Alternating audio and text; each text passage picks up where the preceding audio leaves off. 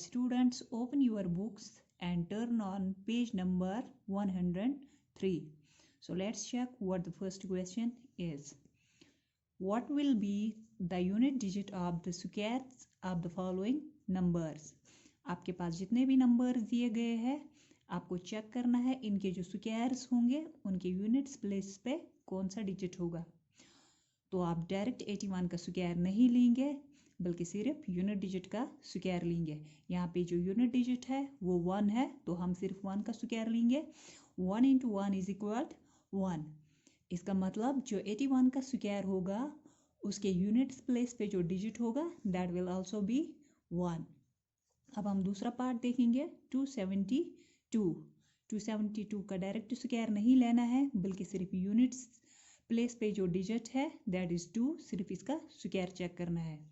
2 × 2 is equal 4। That means जो 272 का square होगा उसके यूनिट्स प्लेस पे जो डिजिट होगा that will also B 4। Now the next part is 99880। So units digit पे 0 है तो इसका स्क्वायर लेंगे। 0 × 0 इज इक्वल 0।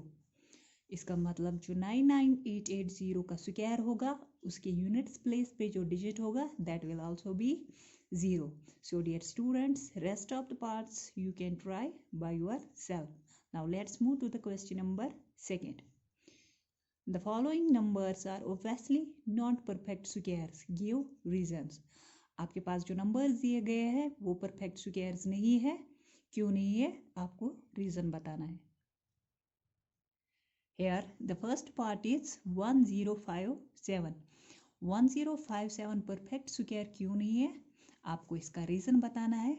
क्योंकि मैंने आपको पहले लेक्चर में बताया था कि जितने भी स्क्वायर नंबर्स होते हैं उनके जो एंडिंग डिजिट्स होते हैं वो सिर्फ 0, 1, 4, 5, 6 और 9 होते हैं।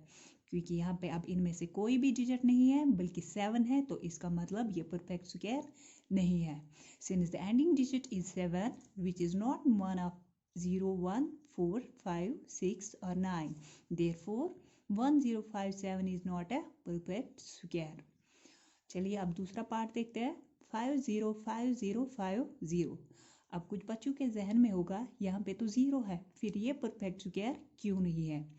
पहले ही लेक्चर में हमने आपको बताया था कि जितने भी स्क्वायर नंबर्स होते हैं उनके जो एंडिंग डिजिट्स होते हैं वहाँ पे इवन नंबर ऑफ जीरोस होते हैं, लेकिन यहाँ पे एक ही 0 है विच इज़ ऑड। तो इसका मतलब जो ये नंबर है ये परफेक्ट स्क्वायर नहीं हो सकता। The units digit is odd 0, therefore 505050 cannot be a perfect square. Rest of the parts you can try by yourself. Now let's come to the question number 3. The squares of which of the following would be odd numbers? जो भी numbers नीचे दिए गए हैं आपको बताना है इनमें से किस किस नंबर का स्क्वायर ऑड होगा।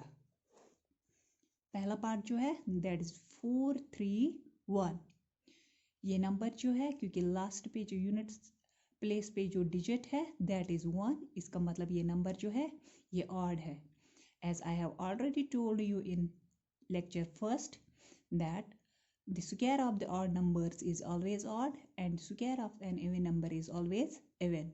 Since 431 is an odd number, therefore the square of 431 is always an odd number. ठीक है, अब हम दूसरा पार्ट देखेंगे 2826। क्योंकि लास्ट जो डिजिट है वो 6 है इसका मतलब ये नंबर even है। Since 2826 is an even number, therefore the square of 2826 is always an even number. बाकी क्या पार्ट्स आप खुद से देखेंगे। So let's come to the question number 4. Observe the following pattern and find missing digits. Now dear students, अब हम observe करेंगे इस पूरे पैटर्न को। यहाँ पे जो पैटर्न दिया गया है आपको इस पैटर्न को समझना है और फिर इन ब्लैंक्स को फिल करना है। क्योंकि मैंने पहले से ही इन ब्लैंक्स को फिल करके रखा है तो अब मैं आपको समझाऊंगी कि ये कैसे आए। 11 का जो स्क्वायर है दैट्स 121। उसके बाद जो है 101 स्क्वायर, क्योंकि यहाँ पे बीच में एक 0 आ गया तो यहाँ पे भी क्या होगा 10201। ठीक है, 1001 स्क्वायर, यहाँ पे बीच में 2 जीरो आ गए, तो यहाँ पे क्या पैटर्न बनेगा 100201।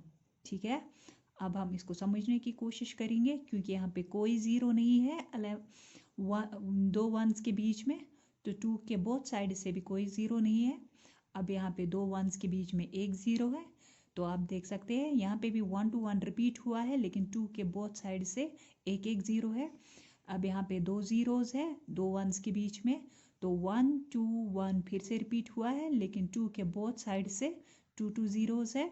ठीक है, अब इसी तरह से अब यहाँ पे अगर दो वंस के बीच में 4 ज़ीरोज़ है, तो इसका मतलब 1 2 1 रिपीट होगा और 2 के बोथ साइड से 4 ज़ीरोज़ आएंगे। इसी तरह से अगर यहाँ पे दो वंस के बीच में 1 2 3 4 5 6 ज़ीरोज़ है, तो यहाँ पे भी 1 2 1 रिपीट होगा और 2 के लेफ्ट और राइट में 6 ज़ीरोज़ आएंगे। जैसा कि यहाँ पे है 1 0 0 0 0 0 0 2 0 0 0 0 0 0 1। अब आप सबको समझ में आया यह हमने कैसे किया, क्योंकि यहाँ पे कोई ज़ीरो नहीं था, तो 2 के दोनों साइड से कोई ज़ीरो नहीं है। यहाँ पे एक ज़ीरो है, तो 2 के दोनों साइड से एक एक ज़ीरो आया और 1 to 1 रिपीट। अब यहाँ पे दो ज़ीरोज़ थे, तो 2 के दोनों साइड से दो ज़ीरो आ गए और 1 to 1 रिपीट। यहाँ पे 4 ज़ीरोज़ थे दो वंस के बीच, तो 2 के दोनों साइड से 4 ज़ीरोज़ आ गए और 1 to 1 रिपीट। अब यहाँ पे दो वंस के बीच में 6 ज़ीरोज़ थे, तो यहाँ पे भी 2 के बोथ साइड से 6 ज़ीरोज़ है और 1 to 1 रिपीट हुआ है। ठीक है।